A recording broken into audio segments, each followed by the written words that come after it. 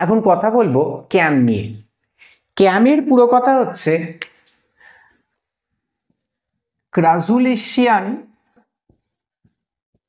ক্রাজুলেশিয়ান acid metabolism, একে বলছি ক্যাম।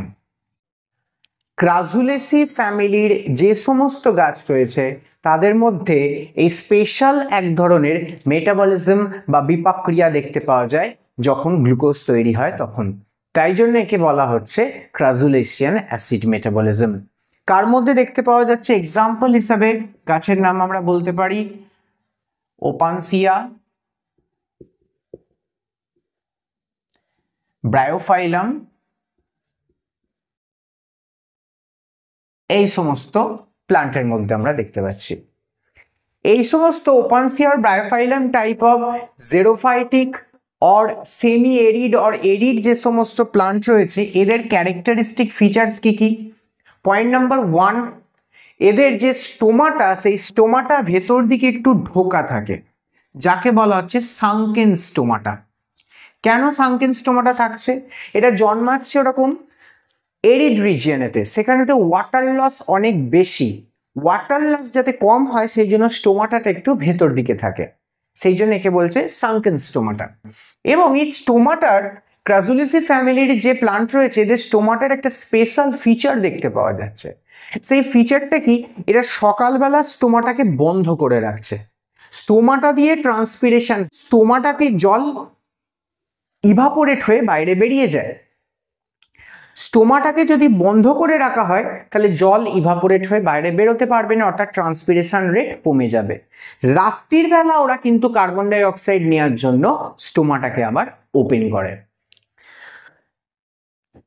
Point number 2, transpiration কমানোর জন্য রয়েছে ঠিক কিউটিকল, ঠিক এখানে কিউটিকলের লেয়ার প্রেজেন্ট রয়েছে। নাম্বার 3, এদের মধ্যে ফ্লেসি লিভস আর স্টেম দেখতে পাওয়া যাচ্ছে। তাহলে এটা হচ্ছে ক্রাজুলেসি ফ্যামিলির যে সমস্ত প্লান্ট রয়েছে তাদের কিছু ক্যারেক্টারিস্টিক ফিচার। এবার জানবো ক্যাম পাথওয়ে, মানে ক্রাজুলেশিয়ান অ্যাসিড মেটাবলিজম যে পাথওয়েটার মাধ্যমে হচ্ছে সেটাকে নিয়ে। ধরে নিই এটা হচ্ছে একটি প্লান্টের মেসোফিল সেল। এই যে ক্যাম উদ্ভিদ, এই ক্যাম উদ্ভিদের মধ্যেও কিন্তু বান্ডেল সিড সেল দেখতে পাওয়া যায়, কিন্তু এদের বান্ডেল সিড সেলে যে ক্লোরোপ্লাস্ট প্রেজেন্ট থাকে না, এবং সেটা কি বান্ডেল সিড সেল কিন্তু এখানেতে যে কার্বন ডাই অক্সাইড ফিক্সেশন এবং সেখান থেকে গ্লুকোজ তৈরিতে পার্টিসিপেট করছে না। ক্রাজুলেশন অ্যাসিড মেটাবলিজম যে ঘটনাটা সেটা প্রাইমারিলি অকার করছে মেসোফিল সেলের মধ্যে। এবারে এই যে মেসোফিল সেল দেখতে পাচ্ছি এর মধ্যে অলরেডি এক্সিস্ট করছে ফসফেনল পাইরুভেট অর্থাৎ পেপ, যেটা হচ্ছে 3 কার্বনের 3C। বাইরে থেকে এন্টার করছে কার্বন ডাই অক্সাইড। প্রথম কাজ হচ্ছে কার্বন ডাই অক্সাইডের ফিক্সেশন অর্থাৎ কার্বক্সিলেশন ঘটানো, যার জন্য এখানে থেকে এনজাইম প্রেজেন্ট রয়েছে, সেটা হচ্ছে ফসফেনল পাইরুভেট কার্বক্সিলেজ অর্থাৎ পেপকেজ। এই পেপকেজ কনভার্ট হয়ে যাচ্ছে 4 কার্বন যুক্ত অক্সালো অ্যাসিটিক অ্যাসিডেতে। ওকে, অক্সালো অ্যাসিটিক অ্যাসিড তারপর কনভার্ট হচ্ছে ম্যালিক অ্যাসিডেতে, ম্যালিক অ্যাসিডেতে। এই যে ঘটনাটা, এই ঘটনাটা কখন ঘটছে? যখন কার্বন ডাই অক্সাইড বাইরে থেকে ভেতরেতে ঢুকছে। কার্বন ডাই অক্সাইড কখন সেলের মধ্যে এন্টার করতে পারবে? যখন স্টোমাটা খুলবে। আমরা আগেই দেখলাম যে এই ক্রাজুলেসি ফ্যামিলির যে সমস্ত জেরোফাইটিক প্লান্ট রয়েছে এরা কিন্তু রাত্রির বেলা স্টোমাটাটা খুলছে। তাহলে রাত্রির বেলা স্টোমাটা খুলছে, কার্বন ডাই অক্সাইড এন্টার করছে, কার্বনের ফিক্সেশন হচ্ছে অ্যান্ড তৈরি হচ্ছে 4 কার্বন বিশিষ্ট অক্সালো অ্যাসিটিক অ্যাসিড এবং তারপর ম্যালিক অ্যাসিড। এই ঘটনাটা টোটালি অকার করছে কিন্তু ডিউরিং দ্য নাইট টাইম।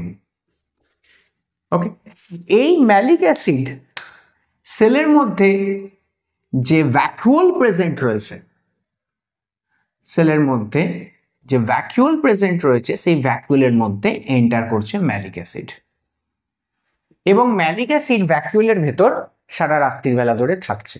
তাহলে ম্যালিক অ্যাসিড যদি সেলের মধ্যে স্টোর হয় for a period of time, তাহলে সেলের মধ্যে যে পিএইচ এর লেভেল, সেই পিএইচ এর লেভেল কমে যাবে, অর্থাৎ সেল কিন্তু যে সেলের ভেতরে পিএইচ সেটা কিন্তু অ্যাসিডের দিকে চলে যাবে, অর্থাৎ অ্যাসিডিফিকেশন হবে।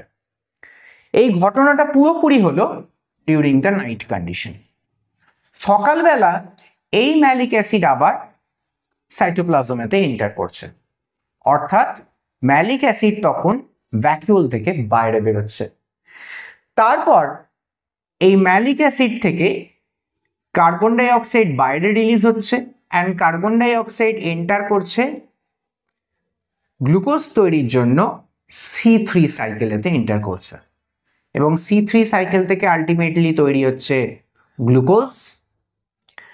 একটা কার্বন ম্যালিক অ্যাসিড ছিল 4 কার্বনের, সেখান থেকে একটা কার্বন চলে গেল C3 সাইকেলেতে, এবং বাকি রইল আর 3টে কার্বন, যে আর 3টে কার্বন পুনরায় আবার ফসফেনল পাইরুভেট তৈরির জন্য কাজে লেগে যাচ্ছে।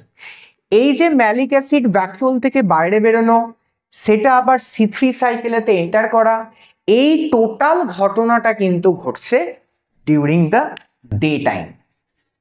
তাহলে সকালবেলা ম্যালিক অ্যাসিড এন্টার করছে হচ্ছে C3 সাইকেলে, অর্থাৎ অ্যাসিডের কনসেন্ট্রেশন কিন্তু সেলের মধ্যে সকালবেলা কমে যাচ্ছে, অর্থাৎ ডিঅ্যাসিডিফিকেশন হচ্ছে। এটাই হচ্ছে ক্রাজুলেশন অ্যাসিড মেটাবলিজমের পাথওয়ে বা ক্যাম্প পাথওয়ে।